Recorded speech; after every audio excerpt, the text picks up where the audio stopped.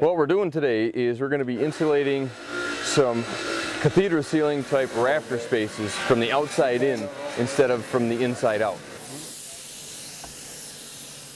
This is just a nice example of another application for spray foam, versus the traditional tear off the drywall and spray it in.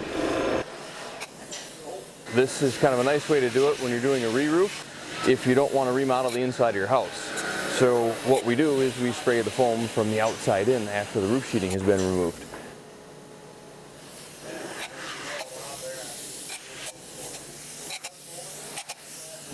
What we're doing here is we're spraying the foam in as thick as we can in the rafter spaces from the outside in against the drywall and the plaster inside of the house. This one looks pretty good.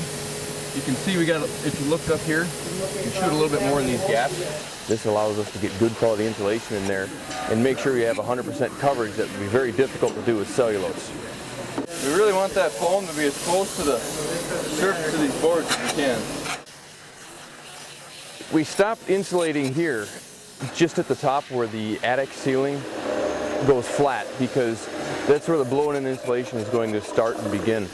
We like to use the spray foam insulation in the pitched areas or in the areas where there's not much clearance so that we can get more R value in a tighter area where you just don't have a whole lot of space to work with.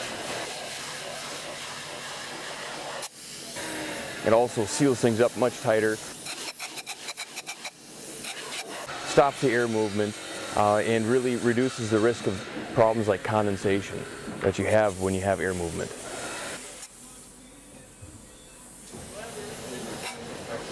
What we're doing right now is we're spraying a little bit of foam in the box seal area here to kind of seal things up so there's not a lot of air moving between the ceiling of the garage and the floor of the room above the garage. We're spraying a little bit of foam to seal the top of the inside walls to stop a lot of the air movement from the inside walls up into the attic space.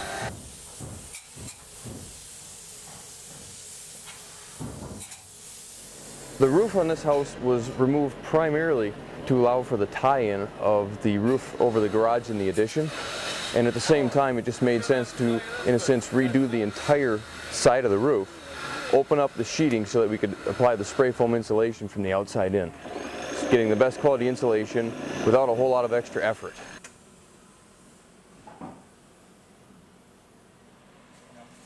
Got this.